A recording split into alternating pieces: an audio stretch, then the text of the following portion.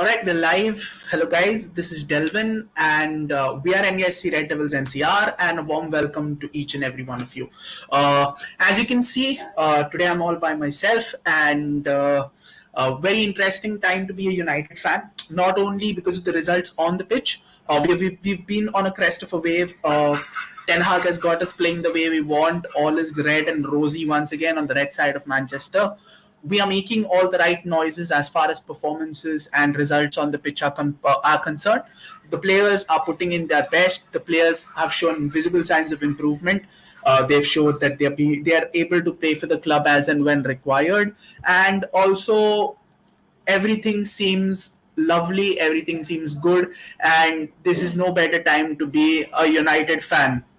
So, with that being said, a special shout out for our channel.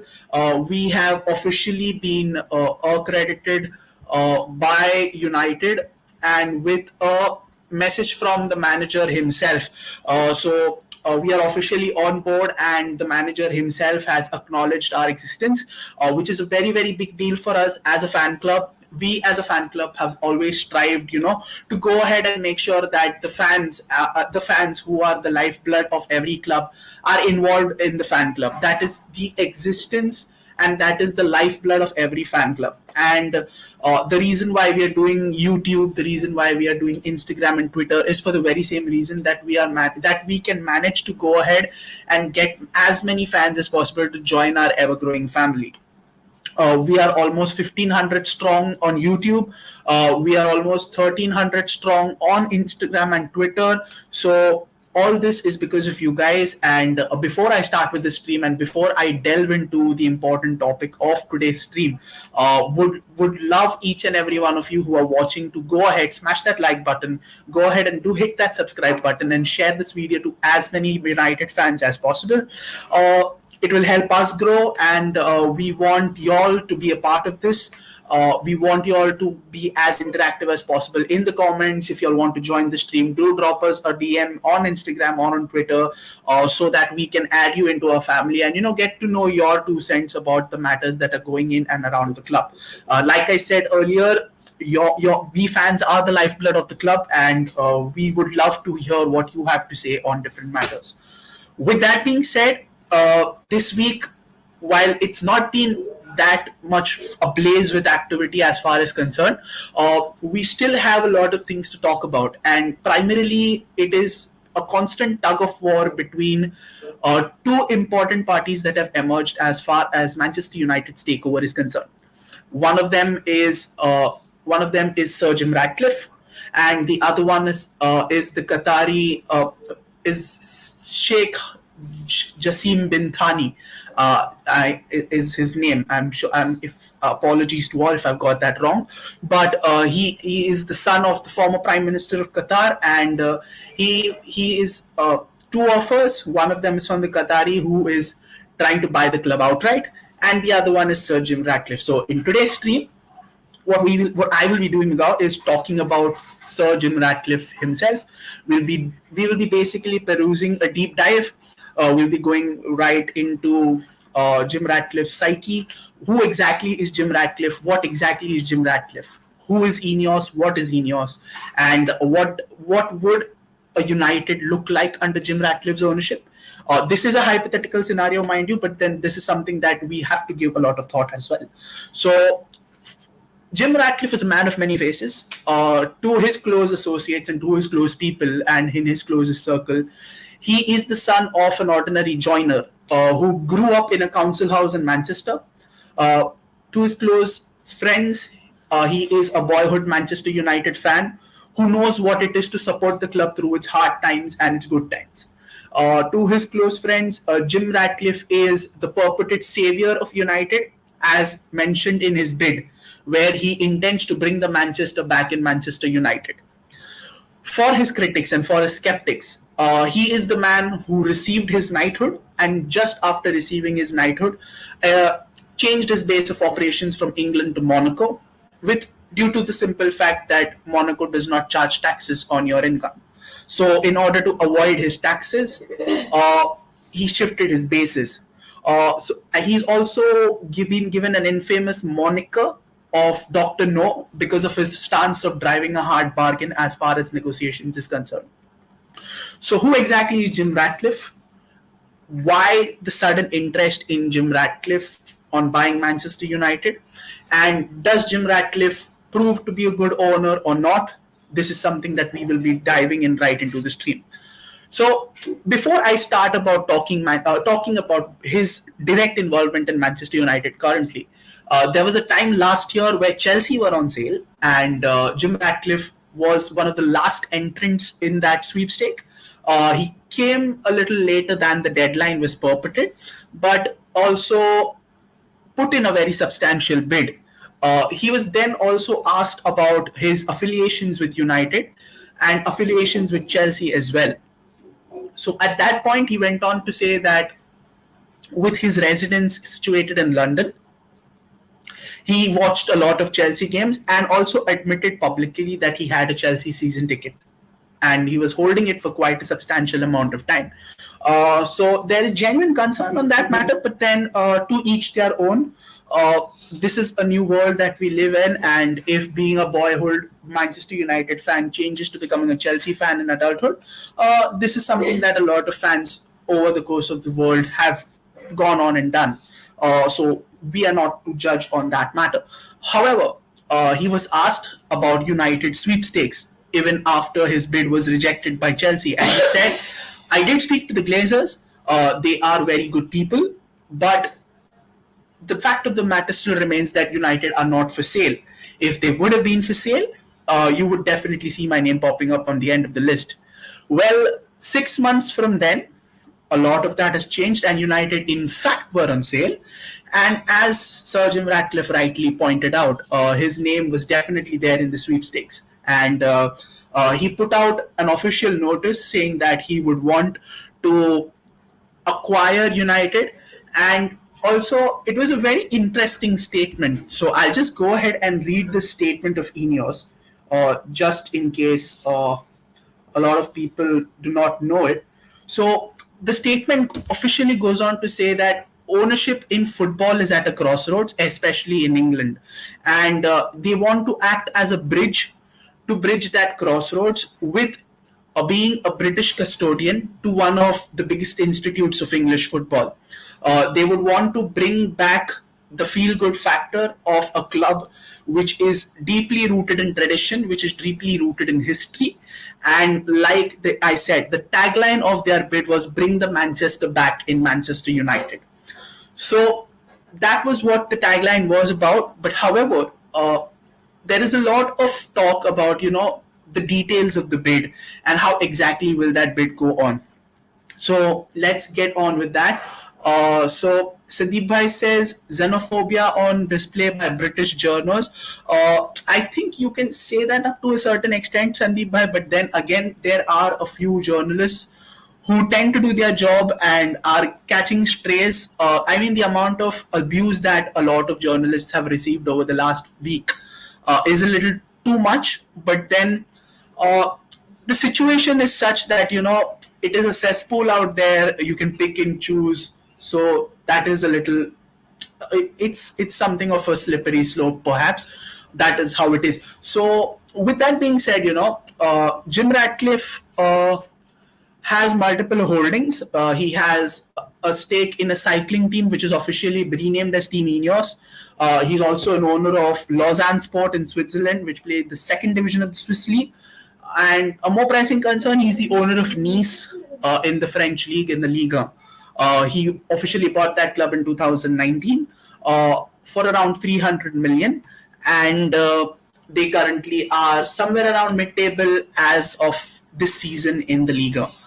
So this is what, and he also owns a club in Ivory Coast which is called Racing Abidjan, which is the capital city of Ivory Coast, and he owns a club there as well. So let's come into the nitty-gritties and the intricate details of the club or the bid that is there. So Ineos officially stated that they would want to buy the majority of the club, that is 69% of the club. Now, in the earlier stream, I was having a word with Abhijit Bhai about matter. Abhijit Bhai said that United shares are divided into two groups: the Class A shares and the Class B shares. So the ownership of 69% of the clubs mean that while Jim Ratcliffe will have the majority ownership of the club, uh, Glazers still hold the rights of the Class B shares. Now, what the Class B shares entitle is that they get 10 times the voting rights compared to the normal Class A shares, which means that they will still have if the bid goes through and if the 69% of the club is given to Sir Jim Ratcliffe, it still implies that Glazers will have a certain amount of say in the decisions. They will not be removed out of the club entirely on an immediate basis.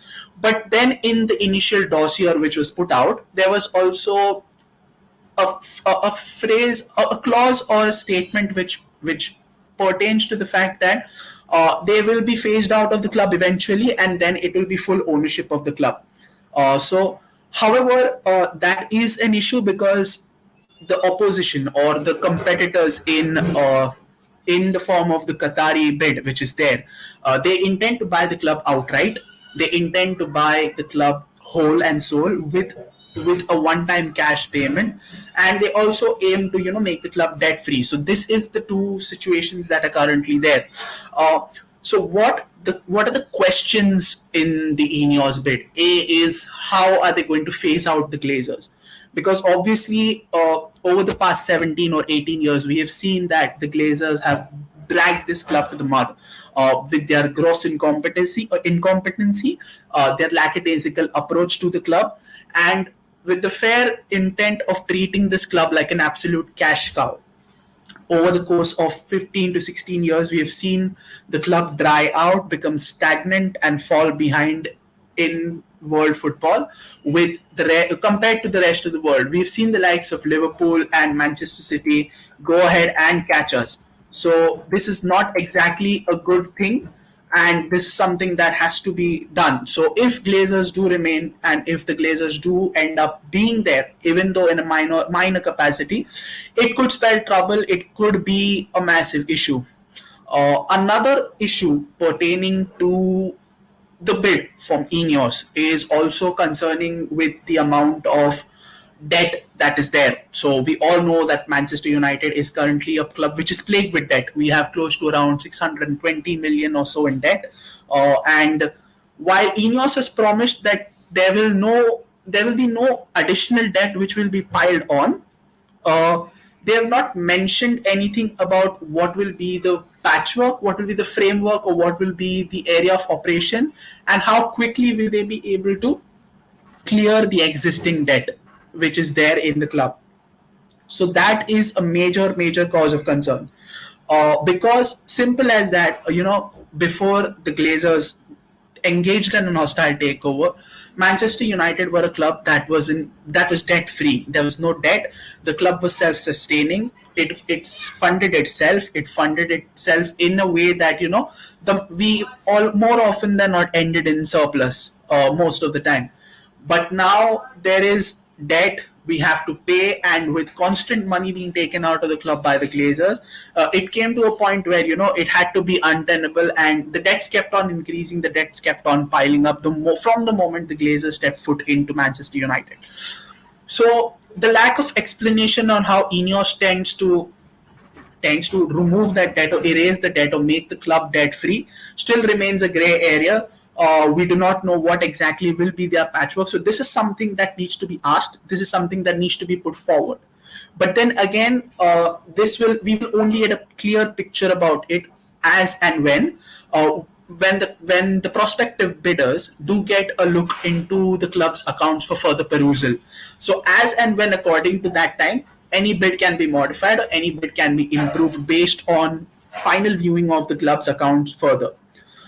Another important aspect is that the details of what exactly is the amount that Ineos or Jim Ratcliffe has put in is still not mentioned. While the Qatari bid is amounted to around $4.5 billion, that's $4.5 billion, while Ineos insists that the bid is competitive as per market standards, there is still no open declaration about the amount that is there.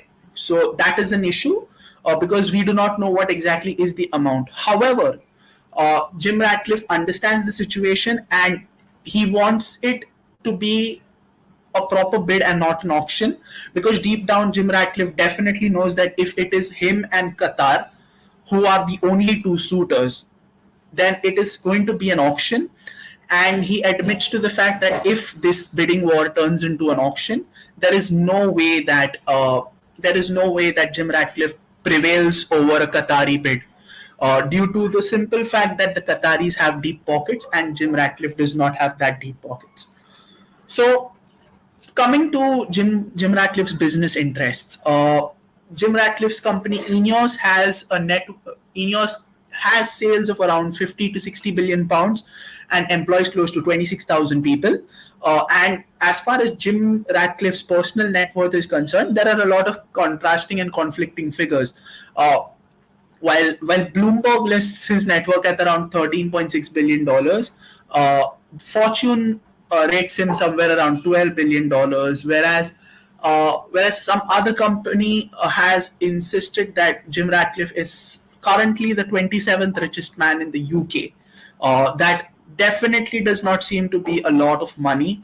I mean, if you compare the two parties, you compare the Qataris, or you compare it to Jim Ratcliffe, obviously. So while he is wealthy, there's no doubt about it. In an era where clubs are being overtaken or acquired by teams or by state-run associations who have deep pockets, who have deep funds, this definitely becomes a point of contention. So Jim Ratcliffe definitely believes that he could do a good job as owner of Manchester United. And while and a majority of the Manchester United fans also believe the same. So in a survey that was taken by The Athletic, around 67%, that is two-thirds of the people who undertook or participated in that survey, were of the opinion that Jim Ratcliffe should be the ideal owner of the club. Rohit Bhai says, whoever जो भी आए loan लेके ना आए. Yes, Rohit bhai, definitely loan to definitely is something that हमें देखना ही नहीं चाहिए. Wherever there is a bid that involves even the mention of the word loan or debt, we need to stay as far as possible and we need to be as away as possible. Avoid it like the coronavirus. Be socially distanced from any bid or any takeover proposition that involves the words loan, debt, or borrowings. That is what it means. Rohit Singh says, Habibi come to Manchester. Well, yes, hopefully. But then again, with the current outcry and the outrage, let's see how that works out. A little bit of both, for example. So let's see how. My personal 2 cents on the opinion would be, yes, there are a lot of journalists who are posing questions regarding the authenticity of the excuse me, the authenticity of the bid which is put forward by the Qataris. A lot of them from different strata, they've spoken about a wide range of issues. They've spoken about a wide range of concerns that we have regarding to the Qataris. My point still remains the same. Let the process take its due course. Let it happen. The people who are overseeing the process are not stupid. The people who are overseeing the process are intelligent people in their own right. The Premier League is not stupid. The Premier League is intelligent in its own right to make a decision whether the owners are fit, whether the owners do have the prerequisite funds required to ensure that they will sustain the club not only in the short term but in the long term as well. And then the other authorities, that is the Rain Group, the Glazer, will be smart enough to come up with a decision that suits all parties, because at the end of the day it is money that matters. And as far as Glazers are concerned, they will definitely be involved with the sweepstakes of the money that is involved. So I certainly believe that let the ownership process take its course. We as fans can only hope who we want as our new owners and just wait, or maybe engage in positive and spirited discourse. So that is what I believe. So coming back to the Jim Ratcliffe situation, how would Jim Ratcliffe be as an owner? Well, to put it in microcosm, I think the ideal way to look at it is just look at how Nice are being run, or how Nice is performing at this point in time. So when Jim Ratcliffe did bring or did buy Nice in 2019, Jim Ratcliffe bought the club with a promise saying that they want to be PSG's primary rival in competing for the Liga, in qualifying for the Champions League regularly, and making Nice a proper competitor. So, if we want to take Nice into perspective, we'd have to divide the Nice era into two parts. That is Nice before Ineos ownership, Nice after Ineos ownership. Nice, before Ineos ownership, were considered to be one of the best run clubs in Europe. They had a scouting system that brought in a lot of low cost players with a lot of potential, developed them into bona fide stars, and then sold them with handsome profit.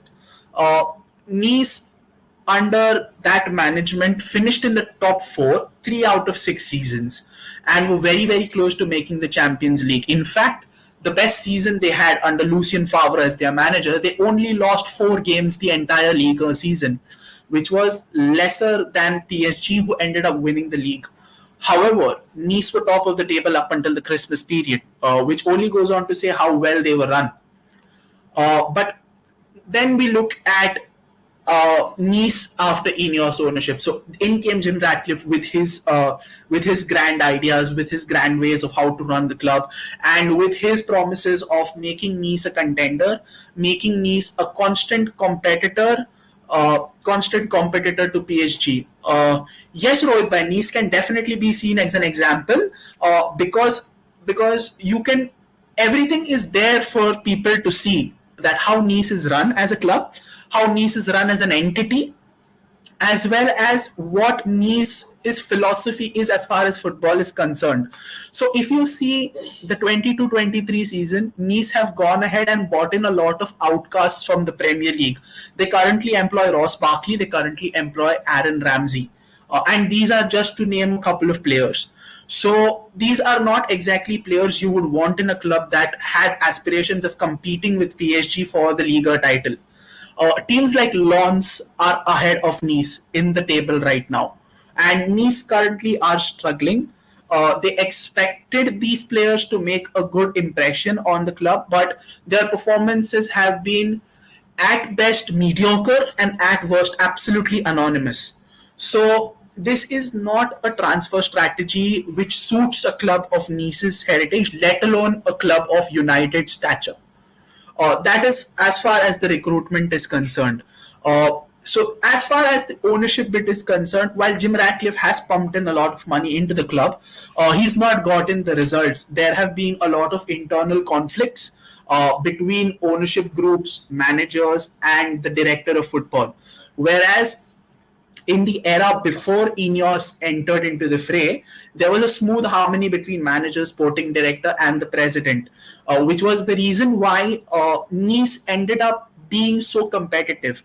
In fact, Nice have been more competitive before Ineos ownership than after Ineos ownership, if I'm being very, very honest. So there are a lot of things that you can go ahead and look out. How many Nice players have you seen going for good prices in the last two transfer windows? If you could give me a couple of names, then I'm here. But then, if you see players before that, John Mikel Seri went in for a very good price to Fulham. Then Amin Gouiri is one of those players who teams have been constantly looking forward. Hatem Ben Arfa made his name once again back in Nice. There were a lot of players whose careers were literally resurrected in Nice during that period. But then you see now there is a Premier League reject in Ross Barkley playing for that club. There is a Premier League reject in Aaron Ramsey, who could not even buy a game in Rangers.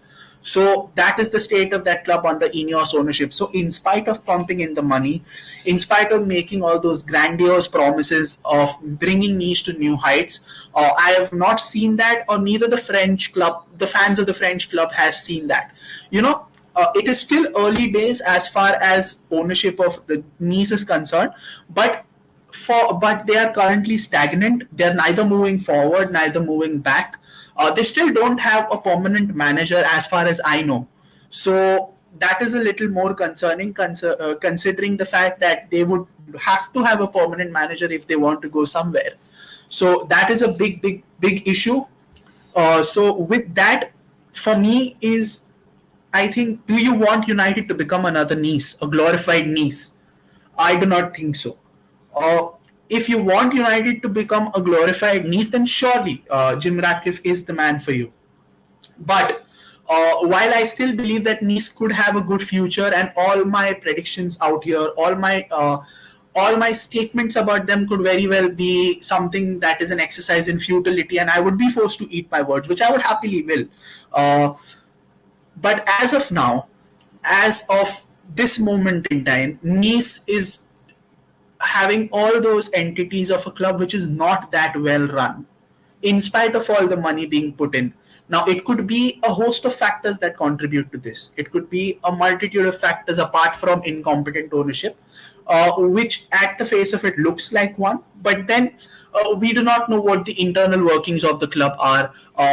There was an audit which was supposed to last 2 weeks, which lasted the entire summer, which compromised Nice's transfer plans and transfer policy this summer. So that goes on to see how lackadaisical that approach was as well.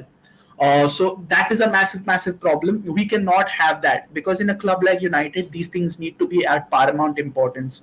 If an audit has to be done, it has to be finished within a certain time frame. If there is a transfer plan, that transfer plan needs to be implemented at the spur of the moment, and not something that which is to be done throughout the course of months, or wait until deadline day that United of the past have been doing.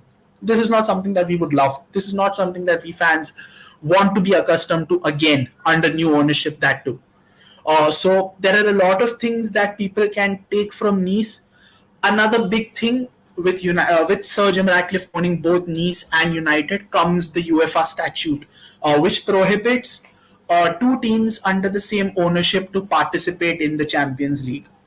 Now what does this mean is that on the off chance that both Nice from Liga and United from the Premier League qualify for the Champions League, the UEFA Champions League statute permits only one out of these two teams to participate.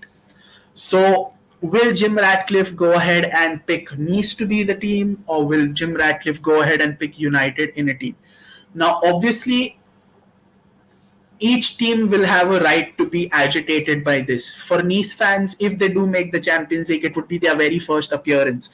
Would they be happy to be a sister club for United, especially after having something which has been done through their own hard work, through their own effort, through effort of their own players who they have been supporting for years and years?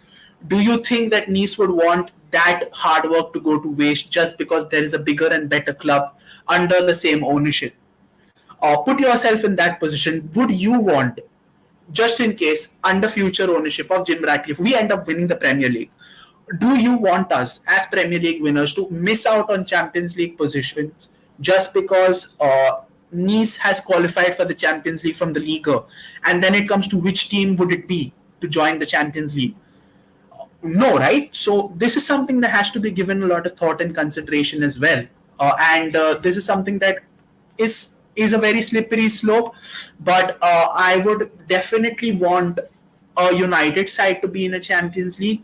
For that reason, we would want someone who's not into these multiple ownership things. Yes, multiple ownership is the way to go. You can see Man City doing that with the City Football Group, where they have clubs in every major continent. They have a club in USA, they have a club in Australia, they have a club in India, they have clubs in Europe as well. But those are initial clubs, and it would be very interesting to see how that pans out at the course of the year when those clubs become bigger and better. However, in this instance, Nice is already a well-developed club. It's not a club that is, just in its stages of infancy, which needs that cash burst. This is a club that is well established in Ligue 1 history. It has its own special standing in the annals of League One history. So they would definitely not want to be treated as an outcast for a bigger and better toy, which in this case is Manchester United. So Amit Bhai says we want oil money. Yeah, let's hope.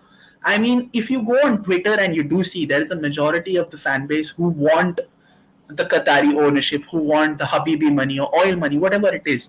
Uh, so one thing for United fans is that whoever is the owners at the end, like Rohit Bhai said, no loans and no adding to loans.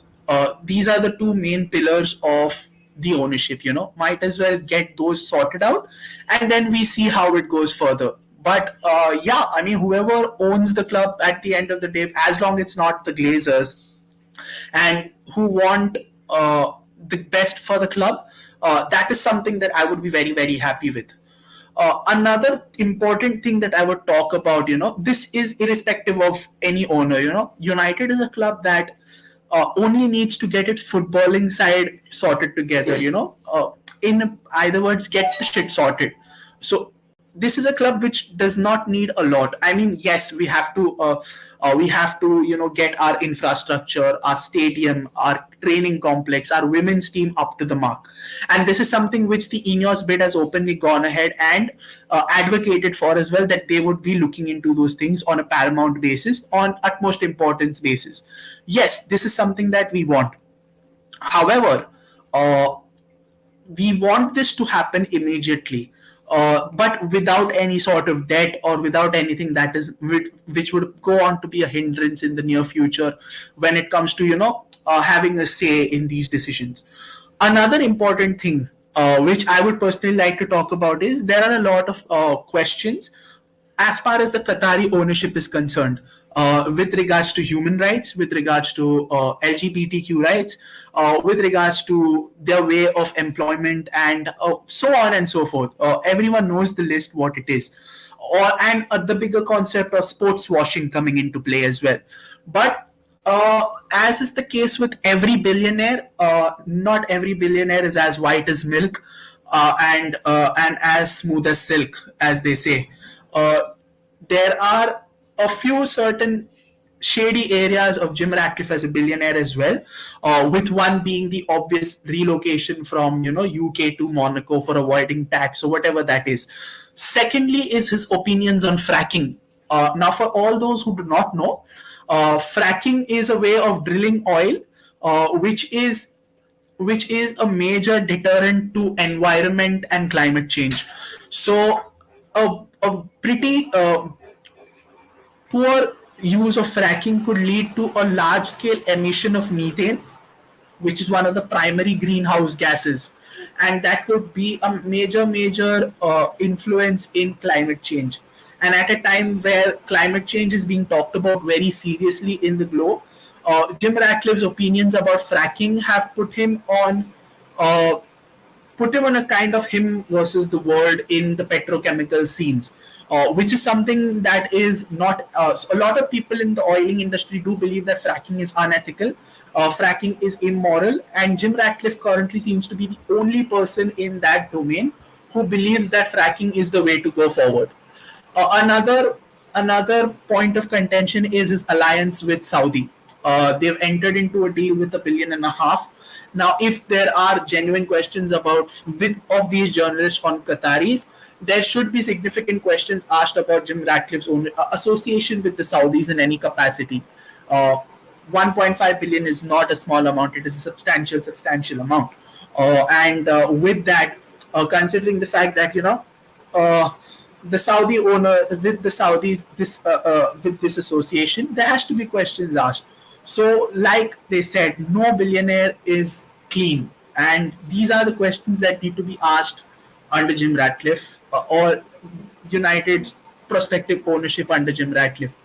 How would the club look like as far as Sir Jim Ratcliffe is concerned? It's very tricky to say because, first of all, I genuinely believe that everyone, whoever the owner will be, come in due course, should be given time, should be given his freedom to implement what he wants to.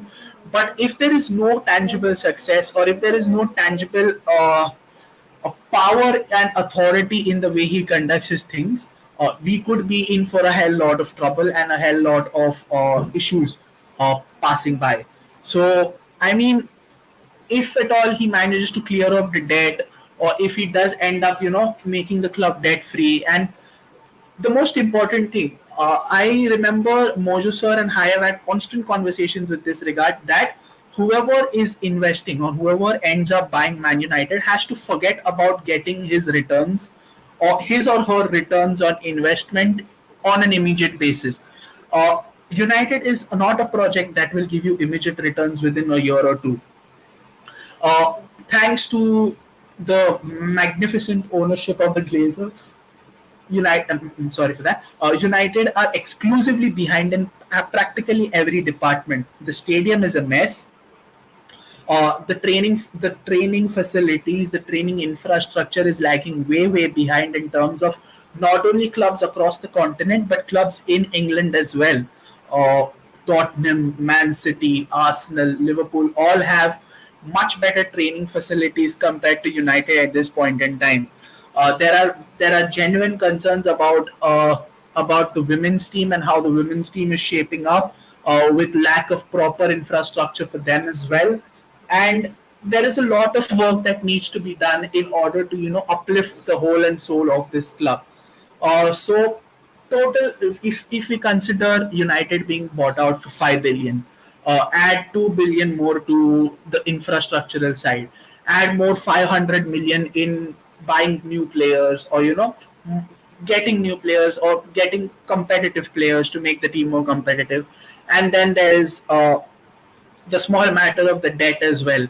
So there are a lot of things that need to be put into consideration, and with this much amount of money being put in, patience is the name of the game. The returns will come, but not immediately. It will take close to 7 or 8 years. Yes, Mojo sir, 8 billion at the most. Pay off the Glazers, invest in practically everything. So this is not something that you will get a return on immediately. And at the end of the day, all said and done, Sir Jim is a businessman. He would definitely want a return on his investment. Now, how impatient would he be? Reach to be seen. But if at all he decides that, all right, I need my money and I need my money now, pronto, it could go on a very dicey road for both owner and club. And this is something that no one wants. And let's hope that it does not come to that, on the off chance.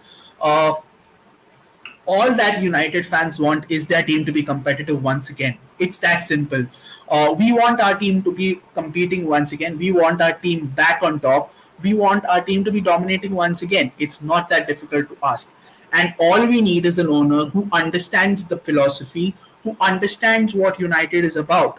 Or if Sir Jim Ratcliffe genuinely believes in putting the Manchester back in Manchester United, then yes, this is the way to go. You do whatever that is right for the club and patiently wait, because this is something that will not, it is not an overnight success. Everything requires painstaking management, painstaking care to be taken. Jim Ratcliffe himself knows this. He's a businessman. He started his business from scratch. And he is where he is because of patience and because of carefully planning and managing these small things that make you a big businessman. It is the same as being the owner of a football club, especially when the football club has close to a billion followers across the globe, who has wide commercial outreach, who is one of the giants in the commercial and marketing space. Just go ahead and look at the list of sponsors that we have. We are a magnet of investment in and across the globe. United is a side that fills stadiums wherever they go. Go ahead and look at preseason tours of the past years. You'll just go out and see how much the craze is of United. There is a reason why United is the brand, and it is because of the fans. And whoever the owner is, let it be Jim Ratcliffe, let it be the Qataris, or let it be any other party who's invested. They have to look at the fans. They'll have to look at the importance that the fans have. So, all in all, I would see, for me, the probability of Jim Ratcliffe being the owner of Man United currently stands at 3.5 out of 10, which is a very low probability. But then football is a game of glorious uncertainties on and off the pitch. You just don't know what happens, and you don't know what will happen when. So, I mean, this is what I had to say about Jim Ratcliffe, what exactly the bid was about, and how exactly he it would impact our club. So all these are the key factors that need. Yes, exactly, sir. Nice haven't become an irrespective for they haven't. So it's not even average. It's not even average, sir. They've bought in a person whose highest whose major claim to fame was being the director of football for Crystal Palace. And you can see the Englishness in his way of recruitment, considering the fact that they signed in Aaron Ramsey and Ross Barkley for Nice this season. Uh, they were an irresistible force in Liga before Ineos entered, and after Ineos entered, they've only finished in the top five once.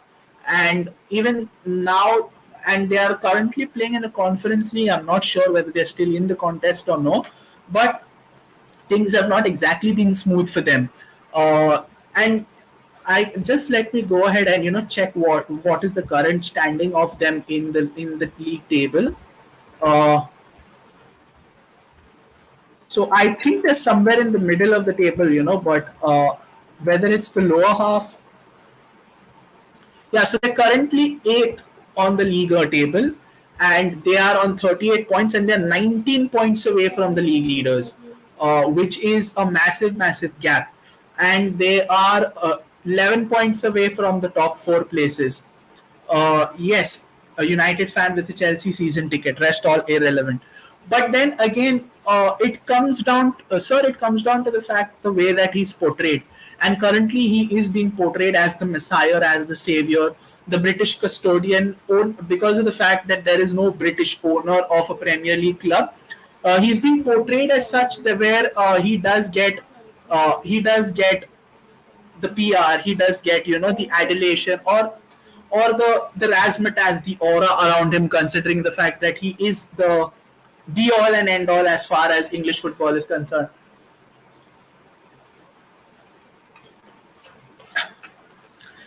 So his the declaration of the bid also is a very interesting case study. It's very interestingly put also. They've used the right words. They've played with they've expertly played with the words of the and the emotions of the supporters.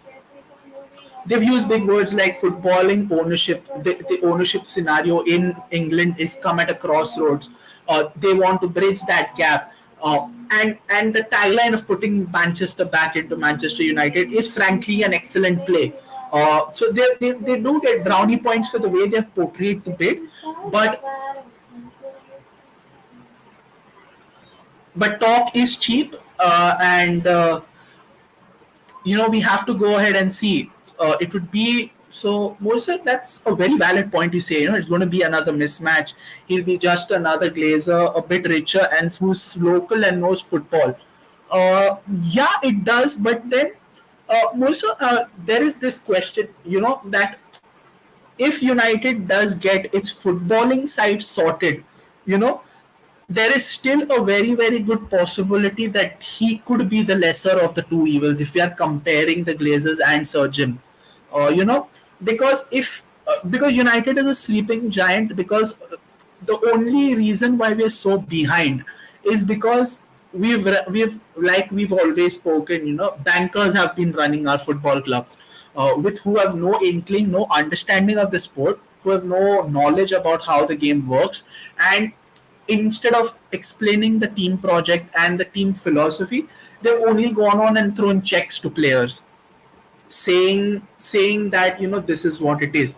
Yes, evil is evil, but we will only what we can only do is just wait and see how things pan out. Let it take its course. I genuinely believe that Sir Jim Ratcliffe will not be the owner of United. That is why I believe that he only has a 3.5 chance out of 10, to go ahead and get the owner. Qatar still are the heavy favorites of being United owners. And I certainly believe that barring any catastrophic upheaval, the Qataris bid will be the one which will be accepted towards the end. So this is all I had to say about Sir Jim Ratcliffe, and how his desire to acquire United, in respect of whether it's 100% or no. So I would love to hear from you about what are your thoughts on Sir Jim Ratcliffe. You can go ahead and update the comment section. You can speak on the comment section about what are your thoughts on Jim Ratcliffe. What do you believe is the right way, or the right facet of the ownership that you require. So there are a lot of things you can talk about. So do go ahead. Do like, share, and subscribe our channel, guys. We are very very close to 1,500 subscribers. Do show us love. Do smash that like button. Do share this to as many United fans as you can. Do subscribe the channel as well. We want to keep growing, and we want to keep growing as quickly as we can with your support. You are the lifeblood of not only the club but this fan club as well, and everything that we do is for you. So hopefully, we are there together, and this is a joyride for both of us. We are active on Instagram. We are active on Twitter. The username is on the screen. Do give us a follow there. And also, every day is match day on our official WhatsApp group. We would love to have you there. Do join us for much more intimate discussion about the matter, and there is a lot of things that we can do as well. So do go ahead and give that a check. We are always active on YouTube, and we want to be active. We want to make more content, and we would want you to join us in large numbers. So do join us. With that being said, this is Delvin bidding you goodbye. Do take care of yourself. Uh, please be safe. Please be healthy. And we have a very big game coming in less than 2 days from now. So we will be going to talk about that as well. So stay tuned. Be with us. Take care and see you soon. GGM, you guys.